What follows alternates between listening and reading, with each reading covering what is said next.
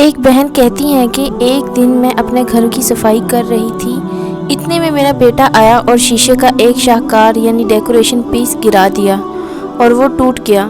میں اس سے بہت ناراض ہوئی کیونکہ یہ بہت مہنگا تھا اور میری ماں نے مجھے دیا تھا اور یہ مجھے بہت اچھا لگتا تھا اور میں اسے اپنے پاس رکھنا چاہتی تھی۔ میں نے غصے سے اسے بلایا اور کہا، میرا رب ایسی دیوار گرائے جو تمہاری ہڈیاں توڑ دے۔ یہ بہن کہتی ہیں کہ اس میں کئی سال گزر گئے اور میں اس بددعا کو بھول گئی اور مجھے اس کی پرواہ نہیں تھی اور نہ ہی مجھے معلوم تھا کہ وہ بددعا آسمان پر چڑھ گئی۔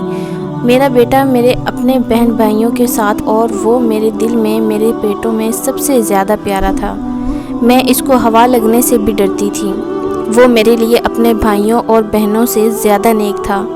اس نے تعلیم حاصل کی اور گریجویشن کیا، پھر اسے نوکری بھی ملی اور میں اس کے لیے بیوی تلاش کر رہی تھی۔ اس کے والد کی ایک پرانی عمارت تھی اور وہ اسے گرا کر دوبارہ تعمیر کرنا چاہتے تھے۔ میرا بیٹا اپنے والد کے ساتھ عمارت کی طرف گیا اور مزدور عمارت کو گرنے کی تیاری کر رہے تھے اور اپنے کام کے درمیان میرا بیٹا اپنے والد سے دور چلا گیا اور کارکن نے اسے نوٹس نہیں کیا تو دیوار اس پر گر گئی۔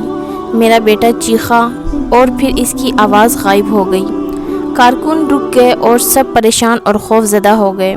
انہوں نے بڑی مشکل سے اس سے دیوار ہٹائی اور پھر ایمبولنس آئی اور اس کا جسم لے جانے کے قابل نہ رہا تھا کیونکہ شیشے کی طرح گر کر ٹوٹ گیا تھا اور انہوں نے بڑی مشکل سے اسے اٹھایا اور انتہائی نگہداشت میں ہسپتال منتقل کیا۔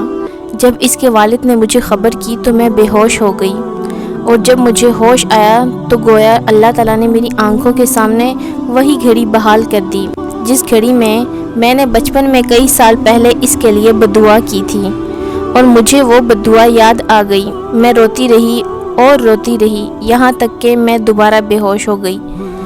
جب ہسپتال میں مجھے افاقہ ہوا تو میں نے اپنے بیٹے کو دیکھنے کے لیے کہا۔ میں نے اسے دیکھا، پھر سوچ رہی تھی کہ کاش میں نے اسے اس حالت میں نہ دیکھا ہوتا۔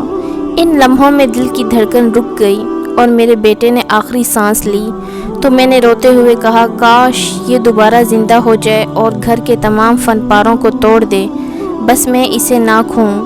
کاش میں گونگی ہو جاتی اور اس کو بددعا نہ دیتی۔ لیکن کاش لفظ کا وقت پورا ہو چکا تھا۔ اس واقعے سے ہمیں حیات کا یہ سبق ملتا ہے کہ برائے مہربانی ماں باپ اپنے بچوں کو غصے میں بددعا کرنے میں جلدی نہ کریں۔ شیطان مردود سے پناہ مانگے، اپنی زبانوں سے وعدہ کریں کہ اپنے بچوں کے لیے کامیابی اور رہنمائی کی دعا کریں، ان کو بددعا نہیں دیں، کیونکہ اپنے بچوں کو بددعا دینے سے ان میں فساد، ضد اور نافرمانی ہی بڑھتی ہے۔ اور جب بھی آپ اپنے بچوں کو خوش ہوتے ہوئے دیکھیں اور کھیلتے ہوئے پائیں تو ان کے لیے یہ دعا مانگیں، اے اللہ تو میرے بچوں کو جنت میں بھی ایسا خوش رکھ جیسا کہ تو نے انہیں دنیا میں خوش رکھا ہوا ہے۔ اگر آپ کو ہماری ویڈیو اچھی لگی ہو تو ہمارے چینل کو لائک، شیئر اور سبسکرائب کریں۔ شکریہ۔